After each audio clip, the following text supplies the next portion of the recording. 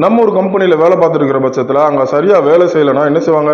Of course வேலையை விட்டு தூக்குவாங்க. இது வந்து உலகத்தில் ஃபுல்லாக நடக்கிற ஒரு நடைமுறை. ஆனால் ஜப்பானை பொறுத்த வரைக்கும் இந்த கண்டிஷன் வேற. அப்படி சரியாக வேலை செய்யாதவங்கள அந்த ஆஃபீஸில் இருக்கிற விண்டோ ஜன்னல் ஓரத்தில் ஒரு சீட் போட்டு உட்கார வச்சிருவாங்க. அந்த எம்ப்ளாயிக்கு எந்த ஒரு வேலையுமே கொடுக்க மாட்டாங்க. ஆனால் இது நல்லா இருக்கே அப்படின்னு கேட்டிங்கன்னா இங்கே தான் ட்விஸ்டே இருக்கு.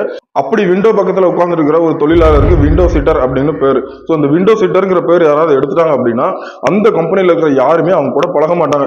இன்னும் ஷார்ட்டாக சொல்ல போனால் நம்ம நாட்டாம யாரையும் ஊரை விட்டு ஒதுக்கி வச்சு இனிமேல் இவங்க கூட யாரும் பேசக்கூடாது, இனிமேல் யாரும் இவனுக்கு அன்னாகாரம் கொடுக்கக்கூடாதுன்னு சொல்லுவாங்களே. ஸோ அதே மாதிரி நம்மளையும் அந்த ஆஃபீஸில் ஒதுக்கி உட்கார வச்சிருவாங்க. ஸோ அதன்படி என்ன நடக்கும் அப்படின்னு கேட்டிங்கன்னா ஒரு ஆஃபீஸில் ஒரு மீட்டிங் நடக்குது அப்படின்னா அந்த மீட்டிங்க்கு நம்மளை கூப்பிட மாட்டாங்க. அது மட்டும் இல்லை, குரூப்பாக போய் எல்லாரும் டீ குடிக்க போகிறாங்கன்னா கூட நம்ம வந்து அந்த க்ரீமில் சேர்த்துக்க மாட்டாங்க. டீம் அவுட்டிங் போகிறாங்க அப்படின்னா அதுலேயும் நம்மளை சேர்த்துக்க மாட்டாங்க. ஒட்டு மொத்தமாக நம்ம நாட்டமா பண்ணுற மாதிரி ஆஃபீஸை விட்டு ஒதுக்கி உட்கார வச்சிருவாங்க. இதனாலேயே அவமானம் தாங்க முடியாமல் நிறைய பேர் என்ன பண்ணுவாங்கன்னா அவங்களே ரெசிக்னேஷன் லெட்டரை கொடுத்துட்டு நான் இனிமேல் வேலைக்கு வரலன்னு சொல்லிட்டு போயிடுவாங்களாம். இது மாதிரி இன்னும் சுவாரஸ்யமான தகவல் தெரிஞ்சுக்க நம்மளோட சேனலை சப்ஸ்கிரைப் பண்ணிக்கோங்க. வீடியோ பிடிச்சிருந்தா லைக் பண்ணுங்க. மறுபடியும் இன்னொரு வீடியோவில் உங்களை சூப்பராக சந்திக்கிறேன். அதுவரை நன்றி, வணக்கம்.